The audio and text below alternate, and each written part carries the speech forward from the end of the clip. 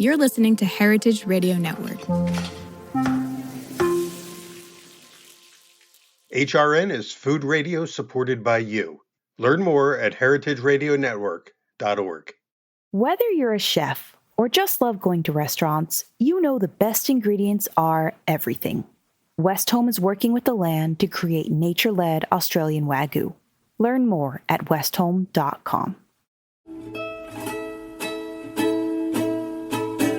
Hello and welcome to Pizza Quest. I'm Peter Reinhardt, and I am here once again with a fabulous guest. This is somebody who I think has a really intriguing and interesting story to tell, as well as being a great chef, and it's Fiore Tedesco. Am I saying it right, Fiore? That's right, yeah. Who is in Austin, Texas, although, Fiore, you're not a Texan. You're not originally from Texas. You're like me. You're kind of like a Northeast Yankee kind of guy, right? I'm a Yankee through and through. A sore thumb in down here in Texas. But yeah, it's made a nice home for us, and I'm proud to live and operate. My business is here, and very proud to be a Yankee too. Well, good. And Austin is one of those places like some of the places here in North Carolina where there's a lot of confluence of folks from the West, the North, different parts of the country who come together and give Austin its unique characteristics. It's not just your typical Texas city, I don't think. Yeah, it's got its own flavor for sure, and it's a quickly evolving flavor down here. Yeah. So I'm going to ask you later on, I'm going to find out how you ended up there, of all places. But I want to start with just reading a quote that I got off your Instagram that I found really compelling, and that is this. You wrote, "Leave room for magic, for mystery, leave room for God. Just leave room for all that might be possible. You don't know everything. We can't calculate ourselves into ultimate knowledge. Just accept the grace of not knowing everything. It's way more fun." I love that quote. Can you tell us a little bit about, you're hinting at a couple of things here, including, sort of the magic and mystery of your own life. You had to overcome a lot of adversity from day one. Give us a little bit of the backstory of Fiore Tedesco and how you, by the way, before we get going, mention that your new restaurant, the reason we're talking to you today is your new restaurant is Bambino in Austin, a pizza-themed but Italian restaurant with a lot more than pizza going on. So we'll find out more about Bambino in a bit. But in addition, you also have Loca d'Oro, right? Is that restaurant still happening? Locadoro is still open. Yeah, Locadoro is, it's my baby. It's named after my daughter. It's 8 years old, and we're actually in a really exciting moment there. I've just finished a big construction project that I did myself over there this week. Wow. To remake the dining room into an all-tasting menu experience. Interesting. That I never imagined that to be. I designed that restaurant and the experience of that restaurant to be a neighborhood Italian joint, right? That I've walked into 200 in my lifetime, right. But that leave great resonance. And to me, it's like leaves a great opportunity to leave to leave people in with wonderful experiences with what I know how to do. But I had a dream in 2020, literally woke up in the morning and the restaurant was not back open yet, shut down for COVID. And I was managing a meals program, working with the school district in Austin, administrating 80,000 meals a week that were going out for kids and caregivers. And I had this dream that these windows that we have that separate the kitchen from the dining room were open. And I was leaning in on the windows, having a conversation with guests and serving really refined food. And it wasn't the right moment when we were reopening the restaurant to do that, or it didn't feel like it. And about 6 months ago, I realized it was that moment and that it was time to do that. And I've been really fixated on it, and so making that happen. So yes, it's now a tasting menu, kind of like how many course tasting menu? It'll be something like a 7-course tasting menu with additions. Uh, uh, some pasta, some a lot of seafood. Really varied menu, bringing in a lot of the influences we're already working with, but just showing it off in a more refined way than Yeah. we generally allow ourselves there. Sounds a little bit like what Mark Vetri does in Philadelphia at his famous Vetri restaurant, which is Yeah. I mean, not dissimilar. Like I'm like I love Mark and inspired by his work, and I'm hoping that we get him down to do a collab dinner with us there in a that couple would months. be awesome. Yeah, yeah. Maybe I'll get you up to Philly. I'm headed to Philly myself in a couple of days, and If you see him, unfortunately, pardon me. if you see him, remind him. We were just talking about it last time I saw him a couple months ago. Okay, will do. So Locodora has already been happening. It's the process of kind of like revisioning what it's going to be going forward. And then you got Bambino, which is more pizza, and we'll come back to all of that. But how did you get to all that? Because you didn't start out. Well, you started out, like we said, with some adversity. Give us a little bit of the journey that you've been on. Yeah. I was born deaf. I was born 90% deaf. And as you can tell from this conversation, I have my hearing now. Yeah. To go from deaf to a fully hearing person is not short of magic, right? It took a lot of vigilance and belief and from my mom in a time where doctors were telling my mother that I wasn't hard of hearing, but I was slow, and to prepare for that with me. In other words, they were interpreting your lack of hearing as some kind of a developmental problem of yours. Exactly. And they just didn't, they weren't, part of it is like emergent technology in how they detect different types of hearing loss. And I had a pretty unique case for what was wrong with my ears and my sinus system that I won't bore you with. But it was pretty unique. The bigger thing here that I've like really extrapolated and learned lessons from is that what I'm grateful for is the ENT doctor and audiologist team that he worked with at Albany Medical Hospital in Albany, New York, which is a great teaching hospital. So more progressive than some of the other doctors we went to. They just paid more attention, right? And I don't know how many times you've been to a doctor, or you hear stories of someone going to a doctor, or even a mechanic or a deli, and you have an interaction where, man, this could have gone so much easier, so much better, just paying a little bit more attention. It seems like doctors, even if they don't have a hearing problem, they have a listening problem sometimes. But I often hear people talking about, the doctors, they have a God complex, and that's getting in the way of them being good listeners. Perhaps that's true, but I think that's just a human problem. Yeah, right. To be present in this world, to be here, very present for one another in this moment now, is about the hardest thing you can do, right? It doesn't feel like it's climbing Mount Everest, but I dare you to be fully present, not get caught in your head, not get caught in the side conversation in your head while we're in the middle of this conversation even. Right. It's challenging. And this, this is 1982 that we're talking about, where my mother felt challenged by the lack of presence, the lack of curiosity from the doctors that she was talking to, until she found one that was curious enough and listening enough to figure out that there was a problem with my hearing. There was a significant abnormality that they had to craft a very unique plan for. That took a few years and several surgeries. But on the other side of it, I was not going to be disabled, and change the trajectory of my life. Yeah. Well, the amazing thing is that it was correctable, apparently, through surgery, which not everyone who's born with profound hearing loss has that opportunity. It's I've been in some communities around this issue, and it's very rare.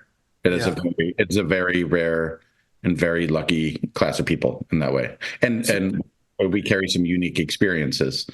Right. For instance, like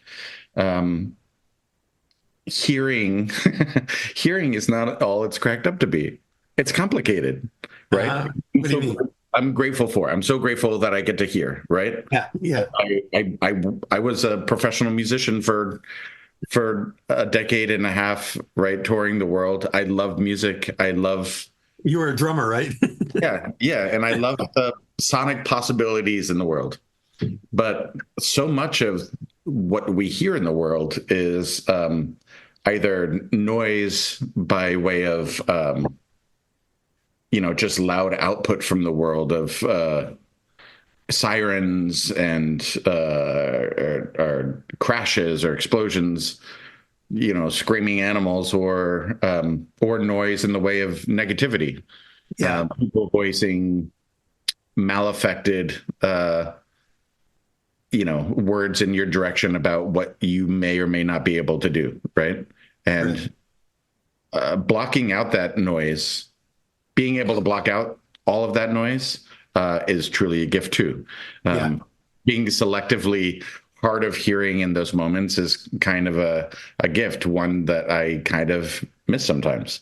About how old were you when you got your hearing back? 4. Yeah, 4 years old, and woke up, and I'd been put under anesthesia for the 3rd time, and had a reconstructive surgery in my sinus canals, and basically excavating what was almost like concrete through my sinuses and ears, which made it so that sound would not vibrate within this vessel, right? So they kind of had to rotor all that out. Yeah, which is you can imagine like the pain and swelling that results from that. And I woke up, and the first sound that I heard was a siren of an incoming ambulance into the hospital. And the sounds that I had heard before that in my life were the murmur, almost like the Charlie Brown teacher. The murmur. That was what I was able to hear, right? But really, when that's all you can hear is like the very, very faint, distant murmur.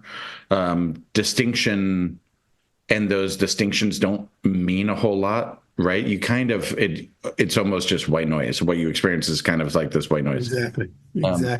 And to hear like this first real sound that I heard was this ambulance and the sirens of it, I just started sobbing.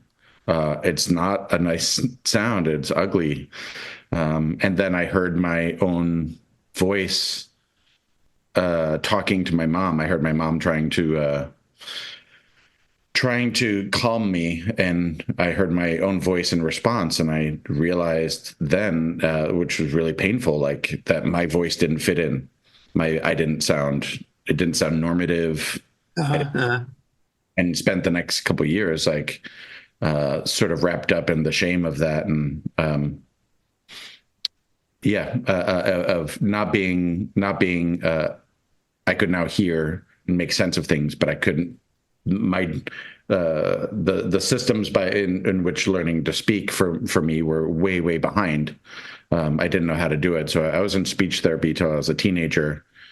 So I was going to ask you, how did you overcome all of that? Because that's a lot of challenges, and it was with the help of others, it sounds like, and hard work.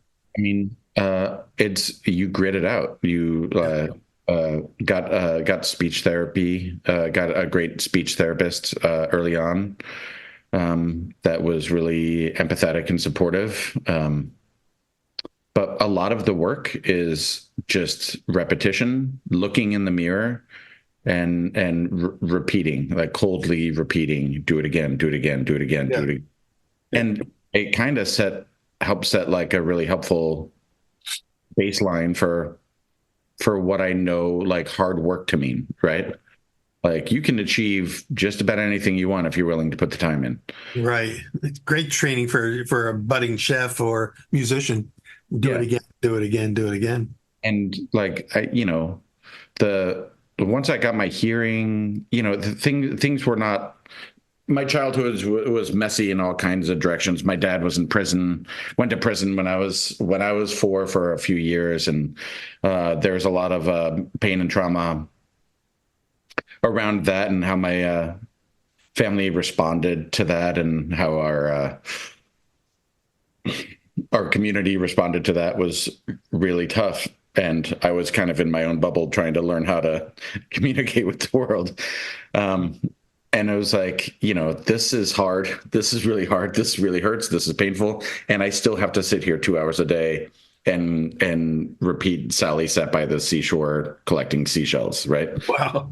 So have to like sound like mostly crying, doing that hundreds of times in a row. Like it'll make you crazy.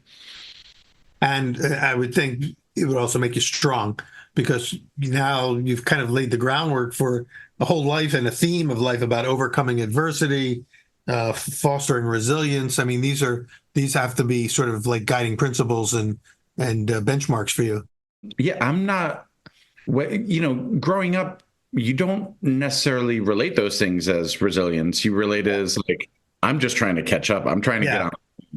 The train of life is happening. And I just want to be with the others and find my footing.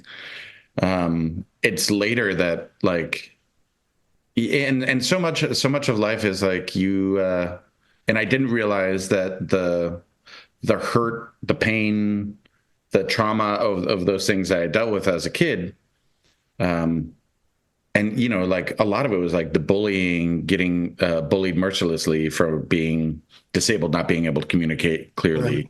Right. And that was probably the hardest part, like picking, being 12 and having other kids pick on the wound. Like here's the thing that your kids can be rough. Did you have to fight through that? Did you have to actually get into fights over that? Yeah. I mean, I got beat up physically probably every school day for about 2 years.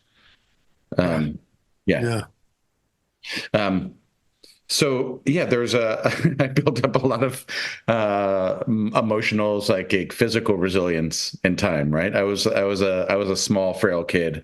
I was really shy. I was really drawn into myself. And the world, through all its mechanisms, kind of drew it out of me, right? I learned how to defend myself vocally, physically.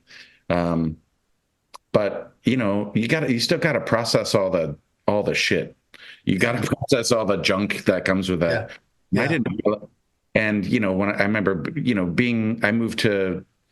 ended up going to college on a tennis scholarship.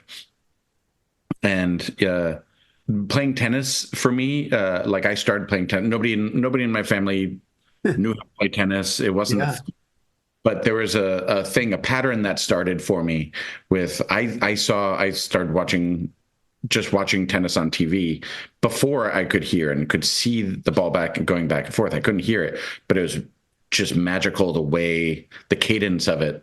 Yeah. And so when I was like 8 years old, I found a tennis racket in my dad's closet, and I went out and hit against the house, and then went down to the park, drove my bike down to the park and hit against the wall. And there was a thing that the speech therapy did for me in kind of steadying my will and like giving me this grit, where I kind of like to have activities where I'm in solitude, just focusing on very, very specific things for hours at a time. Maybe part of it was like processing pain, processing trauma, you know what I mean? But a part of it was like, I'm just going to learn how to do this. And tennis is a sport that really requires that rinse and repeat, and just, repetition is such a big part of that. Yeah. I recruited my best childhood friend Fong to to learn with me, and we would just watch tennis matches and then go out and try to. And it was almost like cosplay. We would like try to emulate the matches, and we would be out for 6-8 hours straight between like the ages of 10 and 12, and I got really good. But without ever having a lesson. I learned a bunch of bad lessons, and then I got into like a free New York state-sponsored program. And then, it was a lot of my life was tennis, was playing tournaments. And wow, so you got some real coaching at that point then? yeah. Yeah, great. Well, let me ask, since I'm a tennis fan myself, and I played on my high school tennis team as well, but I never probably was as good as you. Did you have a particular player or two that you emulated that were your role models? Yeah. And one of them said, like, my biggest, my idol was Pete Sampras.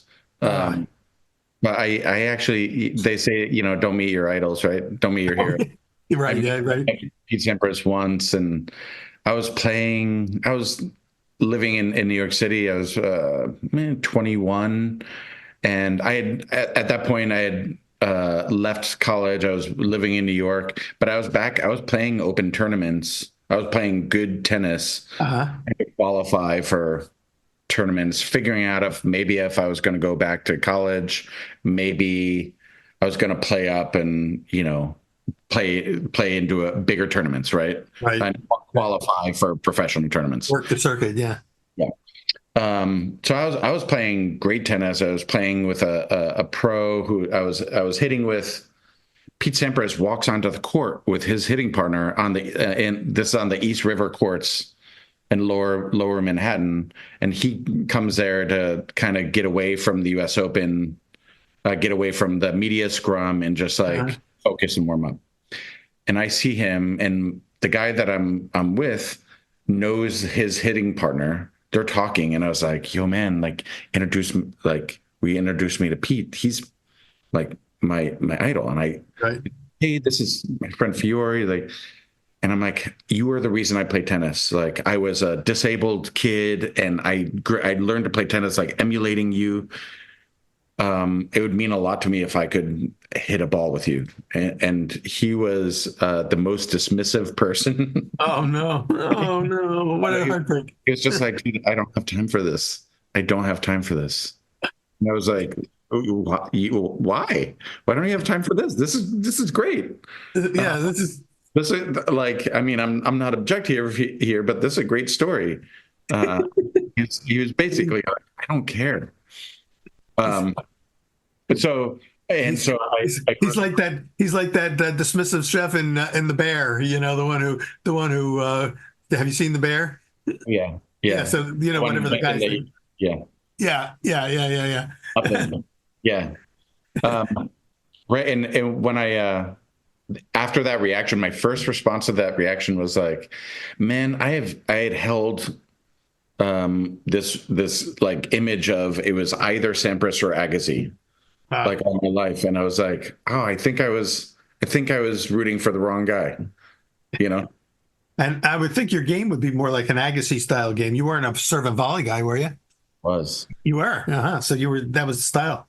Yeah. And I was like, I had a cannon of a serve. I did not have a great all-court game. I did not have the smooth strokes of a lot of the other kids that kind of learned how to do everything the right way.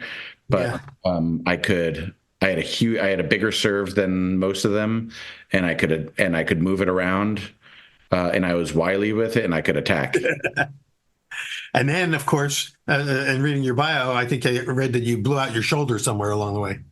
I blew out my shoulder in a wood racket tournament when I was 16, and that it all of a sudden limited the D1 schools that were were offering me scholarships. And then I had to rehab it for 9 months, got back out there, won some big tournaments, and then basically played my way into a scholarship at a D1 school, which was great, but then blew out my shoulder again. The end of my freshman year in the semifinals of a year-ending tournament. So once again, another lesson in resilience, right? And grit. Because you had to come back from all that and in a sense, reinvent the plan for your life. Yeah, and there's something to like I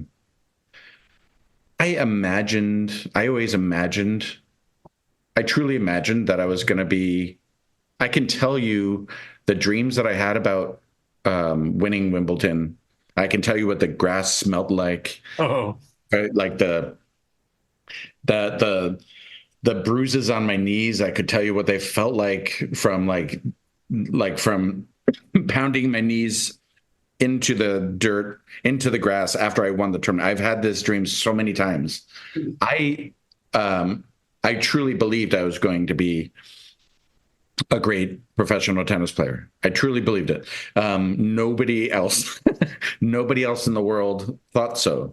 yeah. Some people thought I was talented and talented enough for whatever. I truly believed I was going to be great. Uh, there was no proof that I was going to be. I won more than I lost. I won a lot of tournaments.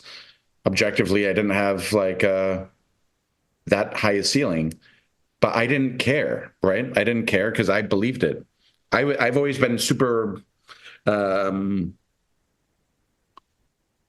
driven by dreams. The right? dream, yeah, you're dream focused. Yeah, yeah.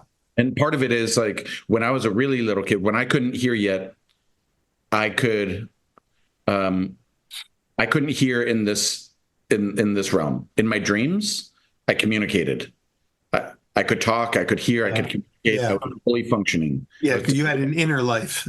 Yeah, and so like that life seemed a lot more fun than this one did. And that one I could communicate my thoughts. I was social, and this one I was like reclusive and disabled. You're describing an outline for a great script of a TV series or a film. Maybe it could be called The Inner Game. Yeah, that's a good one. It's always driven me, and I'm not that moved or motivated regularly with the cues that I receive in this world. People can tell me, I think this, I think that, like you're gonna do this, you're gonna do that. I'm like I'm more driven to try to literally follow my dreams. And if I had a dream that showed me the possibility of greatness, what else? Then I'm just going to go get it. Yeah. Yeah. I'm literally just going to do what I can to follow that dream. But I have a life of literally following different, like, the breadcrumb trail that dreams are leaving me and pointing my path in the direction of them. Right. That it's why I'm here. It's why I'm here. I've done plenty of work in this world. There's lots I believe in, but I'm right here at this point because I've been moved physically and motivationally by the dreams that I've had. Well, you said something earlier too that I think plays into this, and not everybody who has dreams has the will to or the courage, to step out on those dreams. But you said that you, for instance, when you believed in your tennis game, even when nobody else believed that you could go that far, you were still seeing yourself winning Wimbledon. I think that one of the keys to successfully following the breadcrumb trail, and I like that image as well, is having confidence in trust in yourself, trust in belief in yourself, not trust in yourself, but belief in yourself. And that takes courage. And it sounds like you, as part of that journey in the early years, you developed a certain trust in that, in your inner ability to be able to achieve something, whatever you set your mind to. Would that be a fair characterization of?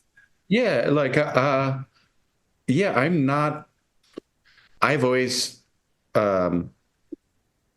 it's always felt more like I've got nothing to lose, right? Like, Yeah. I don't know what I would get caught up. Lost your sound again. Lost the sound again for some reason. I don't know why. It's an internet problem. I think it's one of the challenges of doing these Zoom interviews. Is that better? Not back yet. Okay. There you go. Back. Back? Yep, you're back. Okay, great. Yeah, I always felt like, I mean, we were, for a lot of my childhood, we were really poor. We were in a spot. Things were not always great. So I felt like, it's in a way, the position of I got nothing to lose. I can just go for it. Yeah, yeah, I've always felt that, like, and really, like, I'm so wildly appreciative and grateful for the life I have now, and for my wife and my kids and my community. But I still feel like, in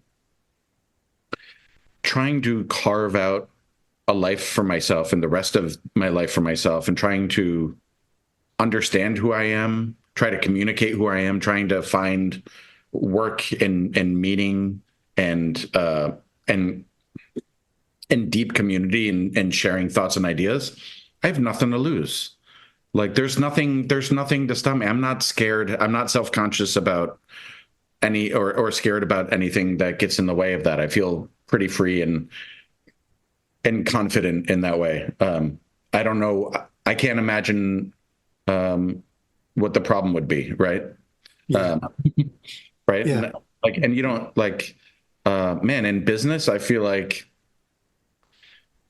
in a lot of ways, in business, in since dedicating myself to becoming a chef, and working a life in hospitality, I feel like I have every bit as many losses as I have victories. yeah, And it doesn't change the equation. You know what I mean? Like, it's like, yeah. that's what's going to happen.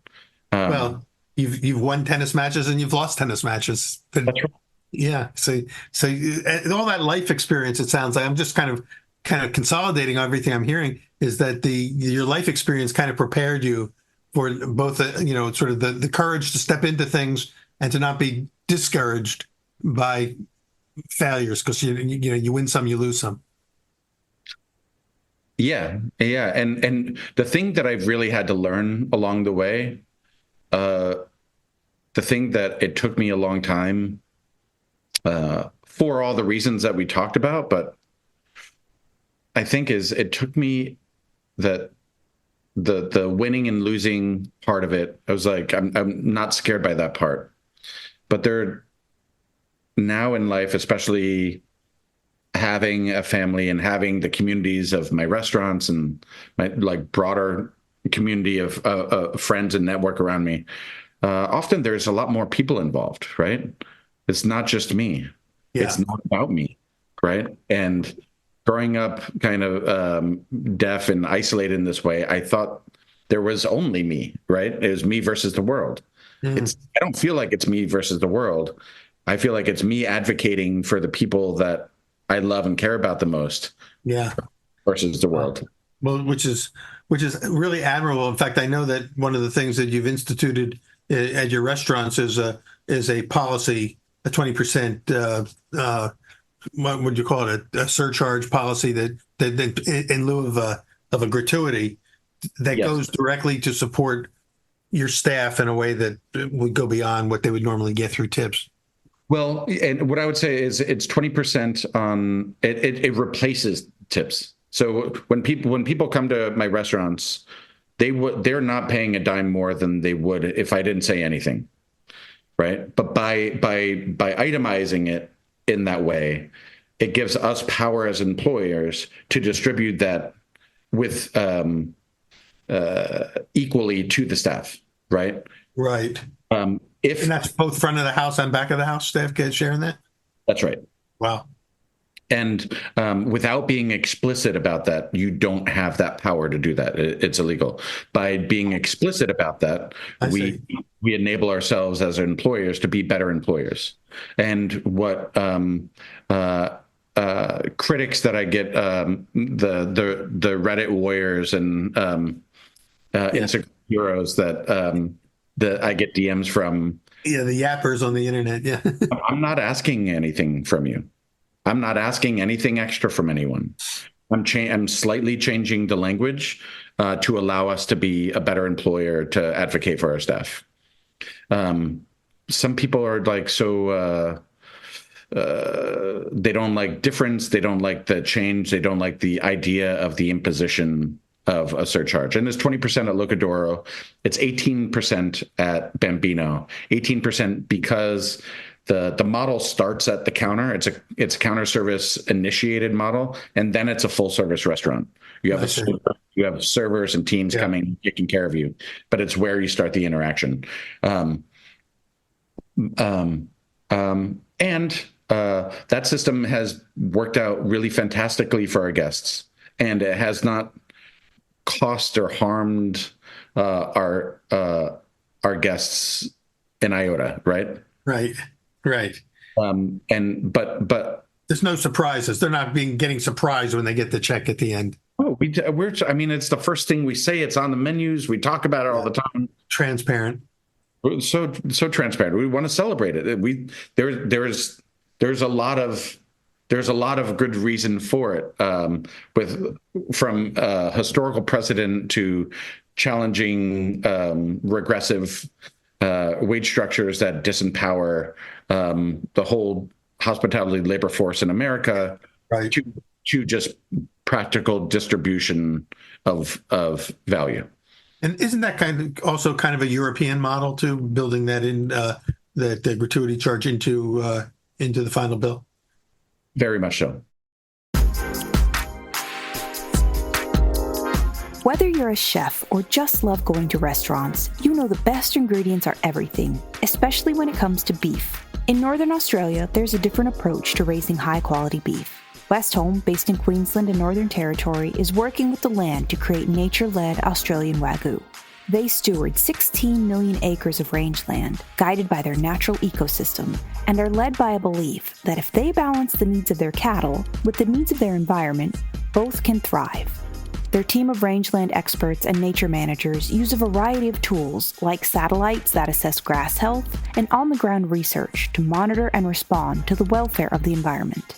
These cows graze on native grasses like Mitchell grass, which is only found in Australia, along with dozens of other plants, herbs, and seasonal legumes. Cattle are happier when they have the freedom to forage and explore, so Westholme ensures they can roam wild, foraging at will for the first 2 to 3 years of their lives. The result is high-quality Wagyu beef that reflects the terroir of Northern Australia and a flavor suited to complement any cuisine. Westholme believes that when nature leads, flavor follows. Learn more at westholme.com. So aside from the few yappers on the on the web, is the general tone of your customer base in support of it and are getting what you're trying to do? Absolutely, yeah. Good. So we kind of jumped ahead a little bit. Let's go back before with the little time we have left. We want to talk about Bambino because that's your new baby. Locadora, which we forgot. You mentioned it was named after your daughter. Well, Locadora means what? Golden goose. That's right. Was she your golden goose? My daughter, Lucy Goose. She's my golden goose. Yeah. That's and she knows it, right? When she goes in, and this restaurant's named after me. This is Lucy's restaurant now. She feels it. To meet her. How old is she now? She's 14. Oh my God! No, she's not a little kid. Okay, so you got Locadora and it's happening and it's again evolving. Talk about Bambino. What are you trying to do with the menu there? Bambino, what I imagined was the pizza joints that I grew up with in the 1980s, and part of it was seen through. I was trying to. There's a thing that I love about pizzerias altogether. That when I walk into a pizzeria, it could be, walk into the Pizzeria Bianca, or Pizzeria Bianco in Phoenix the first time when I was on tour with my band, 24 years ago. Right. And wow, this is really cool. Or it could be walk into like a hole in the wall in Westchester, or it could be walking into a Pizza Hut in 1984, right?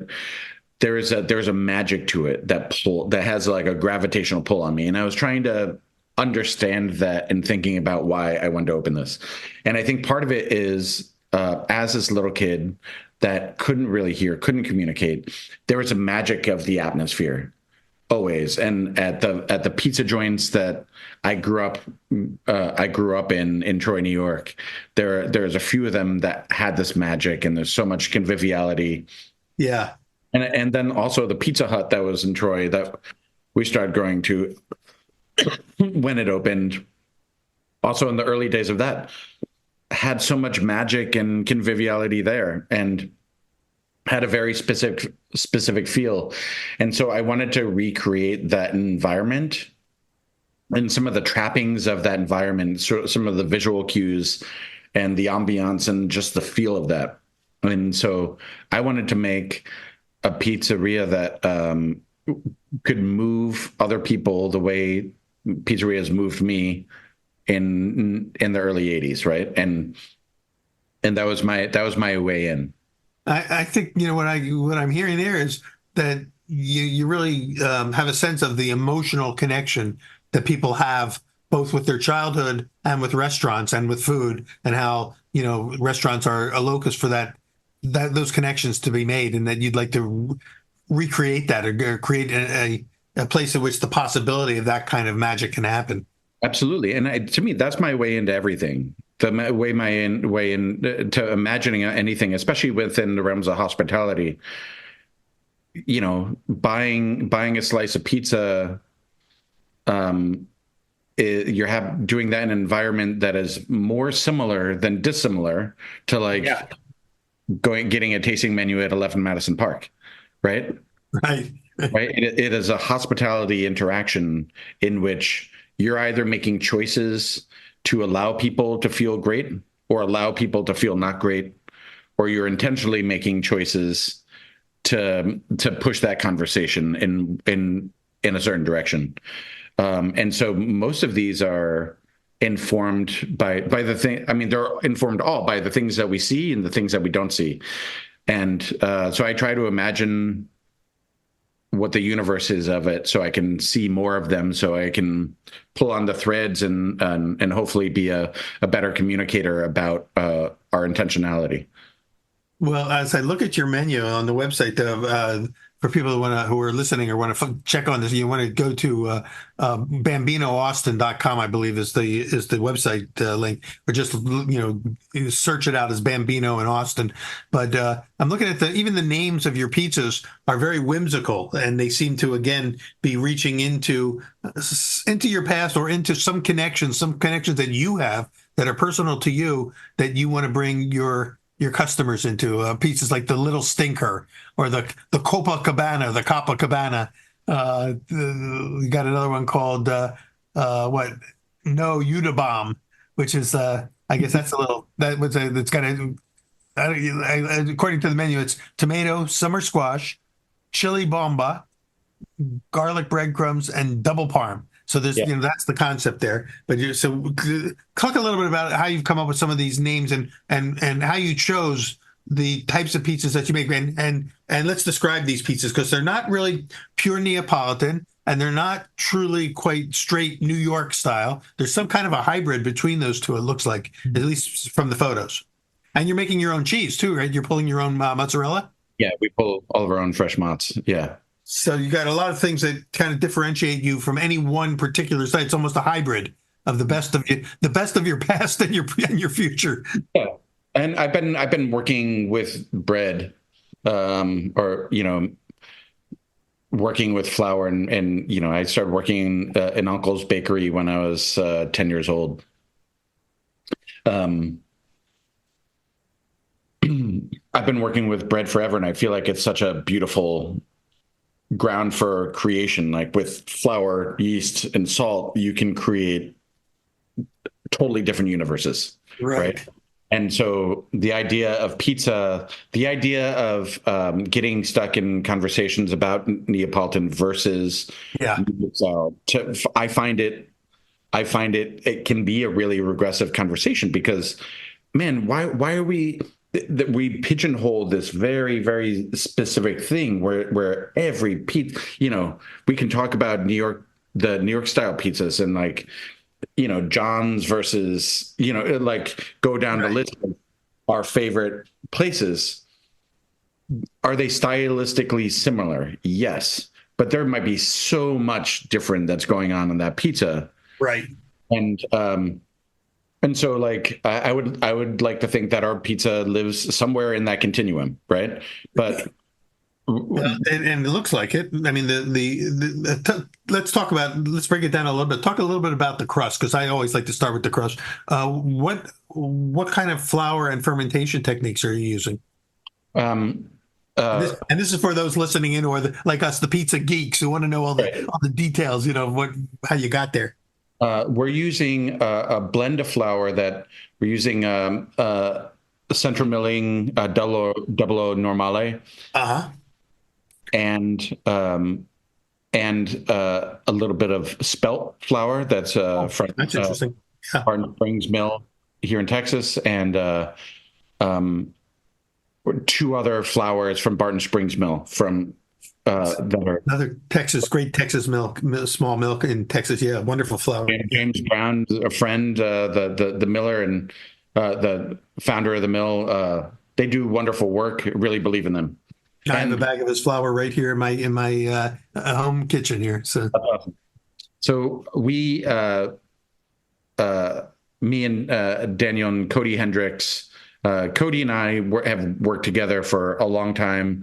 He's an incredible baker, wealth of knowledge.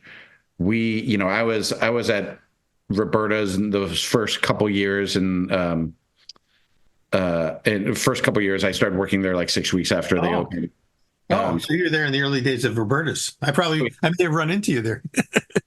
I think we probably have. I was always in the back. I sort of would be running the kitchen in the back, but technically working under Carlo, and like Falco would be running the pizza. Anthony Falco, who's going on to become this international pizza consultant, as using Roberta's as his launching pad. Roberta's was a great launching pad for a lot of people. For sure, and Falco and I were. Did a lot of hanging out and talking at the time. It was a really wild environment, and we were trying to grit it out and doing the best we can, and trying to find our places in the world, And I talked, Anthony Falco was at Bambino not long after it opened. And like, for instance, you mentioned the little stinker. He was like, "Did you do that on purpose?" I was like, "What are you talking about?" There's been the little stinker at Roberta since day one. Really? Which is a totally different pizza. I looked at and I was like, "Oh yeah, I totally forgot." That's funny. Yeah, I did. It was buried deep in there somewhere, maybe. But your little stinker has lion's mane mushroom on it. It has mushroom conserva. It's got a couple of different kinds of cheeses, kale, garlic, red pepper flakes. It's I guess it's the garlic that makes it the little stinker, huh? It's the Taleggio. Oh, the Taleggio cheese, yeah. That made me want to give it that moniker. It is Aaron Franklin's favorite pizza. He comes and gets that once or twice a week in there. He gets it with the sausage, which is a pretty good move. Yeah, that's another option on your pizzas, is to get sausage. So we were talking about. That's funny that you were able to kind of full circle it with Falco, which is great. I'm glad you got to come in. And so we were talking about this sort of connection, this emotional connection that you have with your food, and that you try to bring to your customers. The dough itself is made. Is the fermentation technique just a straight dough? Is it yeast only? Is there sourdough in it or anything like that? Yeah, we it's sourdough started. We have it's sourdough started. We make a pre-ferment and then make our master batch. It's a 3-day process. Wow. So minimum of 72 hours old. And what kind of ovens? Using a Pizza Master. Okay, so deck ovens for that. It's a deck. We have a 3-deck. It's a 3-deck electric oven. Right. The reason I did that, the reason I decided to use those ovens were because what I was after with the pizza was I wanted the pizza that is like the idyllic pizza to me, right? And which is the outer rim, the cornicione, is magic to me when it has that magical like custardy quality. Yes. Wow, that's a word I use as well. I love that. Nice. And when you open it and just like big, beautiful, and part of that custardy quality is the air, is the air pockets. Yeah. And part of it is just the relative thickness and cook of the dough. I want it like fully cooked, but I want like really high hydration quality where I can really, so it's almost like melts in your mouth. You can see that a little bit on the website. I'm looking at the photos as we speak, and you can see, because it's hard to tell whether this was baked in a deck oven or in a wood-fired oven, because it does have this really nice cornicione around and a nice puff. So it does have that Neapolitan-ish look to it. Yeah, I mean, getting the leoparding is important to me to get. A little of it is aesthetic, but a lot of it is the getting variants of texture, and getting the aroma of like a touch of char. Right. It communicates some of the magicalness of the pizza. But it was really important to me also to have a really crisp undercarriage, right? That has a crunch that when you take that bite and there's a crackle when you take that bite, right? I don't like it when I don't love like super, super cracker thin. Right. When a crackery that crunch that way, but like a magic where you have like a 3/8 inch thick air pocket, and at the bottom of that air pocket is this beautiful thin crust, right? And then you get the snap when you bite into it. Yeah, and there's finding that relationship to me has been the most challenging part. Using an oven where we can control some of the parts a little more have enabled us to really make that happen. Well, the more you describe the pizzas and what you're going for in the pizzas, the more excited I get, and I want to jump on a plane and come to Austin, because you're touching on all the qualities of pizza that we all have our favorite styles, but you're describing the style of pizza that I'm in love with, and the qualities that you're looking for, that snap in the crust, and yet the creamy custardy texture of the crumb, all those things, and it's not easy to achieve. And I'm also seeing that you use a fair amount of cheese on there. Is it when it says on the menu mozzarella, is that all fresh mozzarella, or is it a combination of fresh mozzarella and pizza mozzarella? We'll use depending on the pizza. Some of the pizzas are just fresh mozz.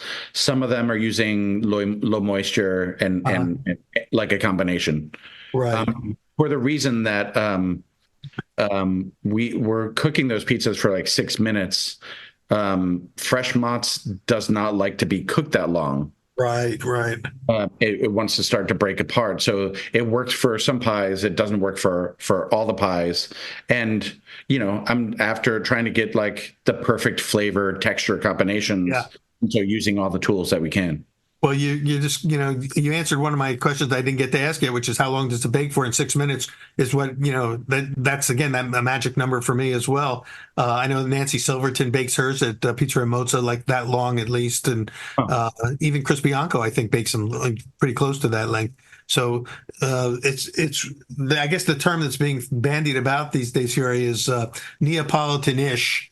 Or American Neapolitan is another term that people are using to differentiate it from that pure, wood-fired 60 to 90-second pizza that this sort of looks like at first, but performs more like the pizza, from my imagination too, of what I yearn for when I take a bite of pizza. So I can't wait to get to Austin and try these. I've heard the combination of words there, like American Neapolitan or New Neapolitan, a bunch of times. But as you're saying it, I'm connecting to it for the first time when you're saying American Neapolitan, because I was like, well, I mean, my family's Neapolitan. My grandparents are both from Naples. My grandmother is like 8 generations of bakers from Naples. So it's like I am an American Neapolitan. Yeah. So that's a nice way to it. It is I'm not expressing what I think is like Neapolitan pizza, but I'm expressing my Neapolitan heritage. That's right. Through this pizza, right? Yep, you're connecting to it. Yeah. And you're sharing it with others.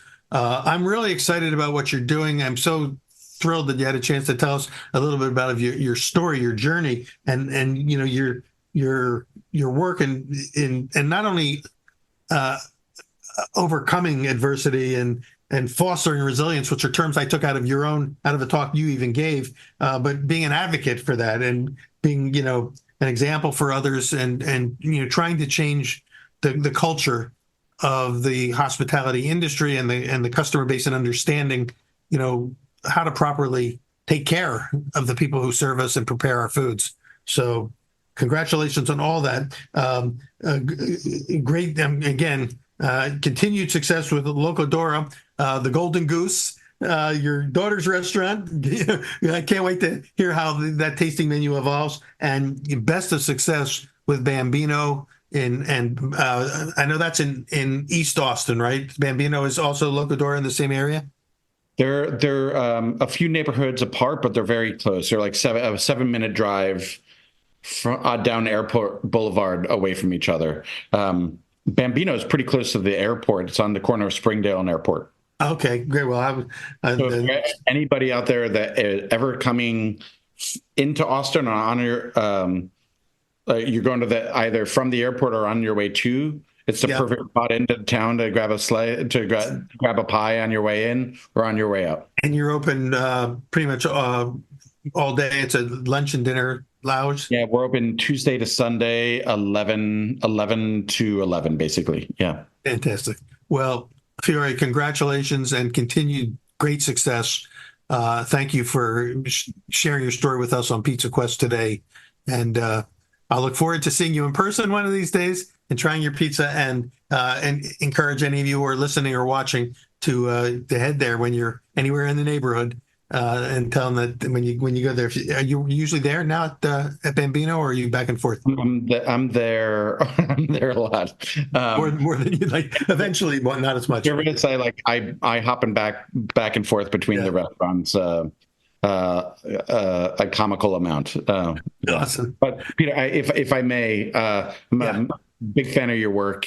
I love the conversations and the space you hold for people. I love your perspective, and thank you for making the time for me. Well, I likewise, and I really appreciate you coming on. I've had a chance to finally kind of connect, and I've been looking forward to this for a long time. So next time, hopefully see you in person, or when you open your next restaurant, it sounds like you've got a restaurant empire starting there. Let me know, and we'll get you back on to talk about that as well. And thank all of you for joining us today on Pizza Quest, and we'll see you at the next episode. Take care. Bye-bye.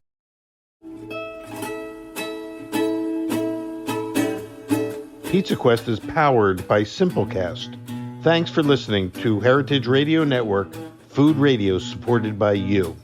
Keep in touch at heritageradionetwork.org/subscribe.